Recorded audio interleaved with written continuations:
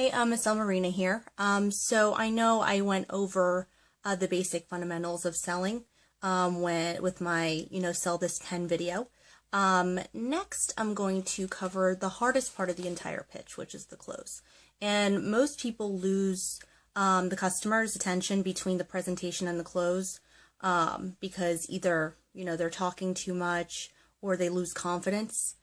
Which, the most important part of a close is confidence and being silent. Okay. That's where you hold the power at the end of the pitch is the silence at the end, because if you have to say it with a statement, you can't end it in a question like, so how many do you need today? So did you want it?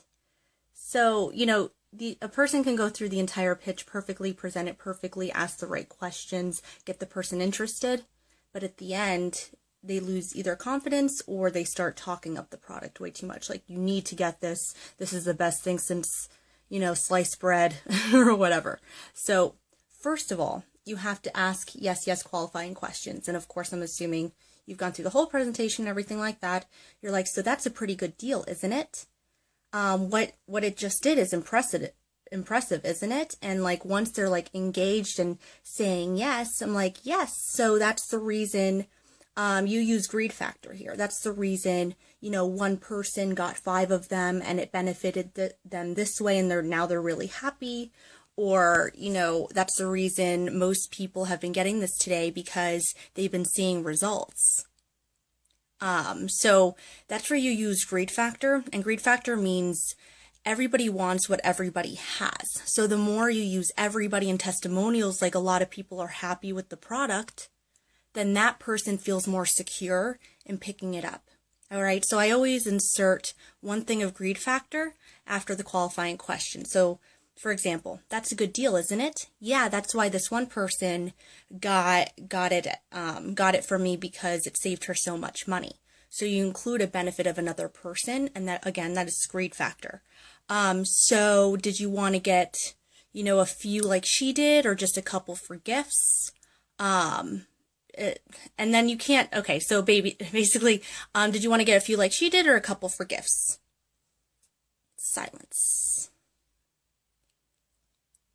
Even I, like in the example, almost rambled past that, because once you close, that's the close. So did you want to get one for you or one for yourself?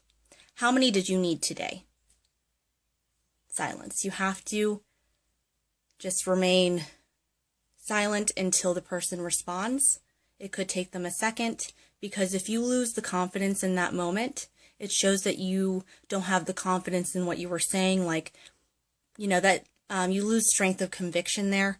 So it's very important to close with a bang, to not say anything. And let's say, the goal is to get them to a yes or a no. The goal is to get them to a definitive answer. Okay, so if you close, how many do you need? And they're like, well, I'm not sure. I have to ask my wife. I have to ask my husband. I'm not sure if I have enough money. What you do is you reclose until you get an answer, because your goal shouldn't be to sell, right? Because that's where you lose people, or you get a high return rate because they felt pressured, or they'll just snub you. You have to reclose, which means kind of circle back, be like, okay, you can use feel, felt, found. I understand how you feel. The last person actually felt the same way, but when she purchased it, she felt fine because there's a 30-day guarantee. So did you want to do the same as she did? Or, just stick with a couple? And you reclose and you come around to it. So that's how you find out whether it's an excuse or it's a no. You have to find out, and you have to keep reclosing until you get a yes or a no. Another thing you can do is, if they seem on the fence or confused, like, oh, I don't know if I want it or whatever, you actually could drop down to a lower price point and be like, okay, well, we do have this one available, and this is, assuming that they say they can't afford it or something. We have this package available. So, which one do you think would benefit you?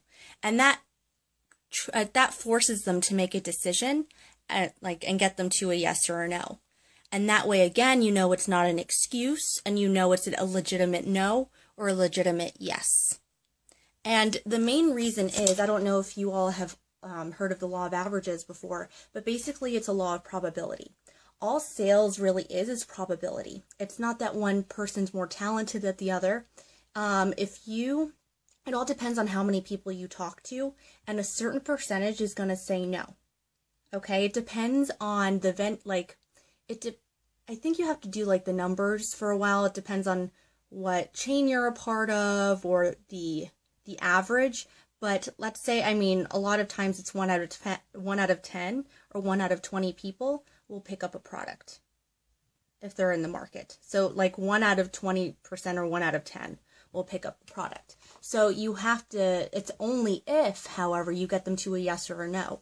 It's law of probability in terms of getting a yes or a no.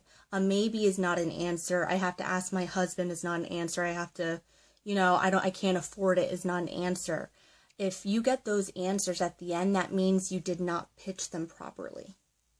You have to continue to reclose and circle around, either with feel, felt, found, or drop down to a lower price point.